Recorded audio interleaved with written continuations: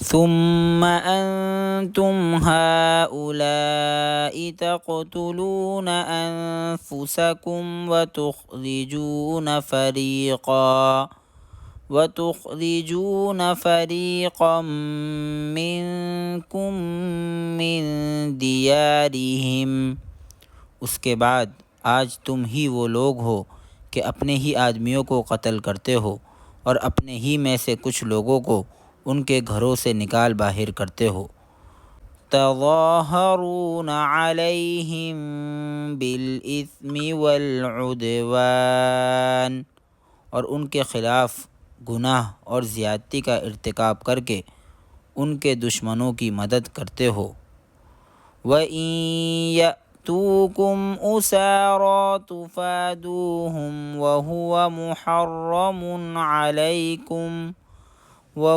مُحَرَّمٌ عَلَيْكُمْ إِخْرَاجُهُمْ، اور اگر وہ دشمنوں کے قیدی بن کر تمہارے پاس آ جاتے ہیں تو تم ان کو فدیہ دے کر چھڑا لیتے ہو، حالانکہ ان کو گھر سے نکالنا ہی تمہارے لیے حرام تھا۔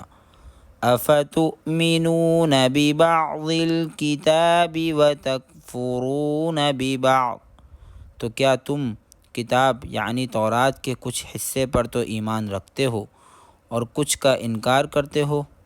فَمَا جَزَاءُ مَن يَفْعَلُ ذَلِكَ مِنكُمْ إِلَّا خِزْيٌ فِي الْحَيَاةِ الدُّنْيَا، اب بتاؤ کہ جو شخص ایسا کرے اس کی سزا اس کے سوا کیا ہے کہ دنیاوی زندگی میں اس کی رسوائی ہو۔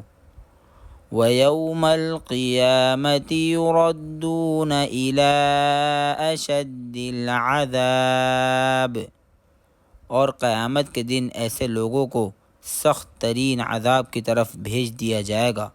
وَمَا اللَّهُ بِغَافِلٍ عَمَّا تَعْمَلُونَ، اور جو کچھ تم عمل کرتے ہو اللہ اس سے غافل نہیں ہے۔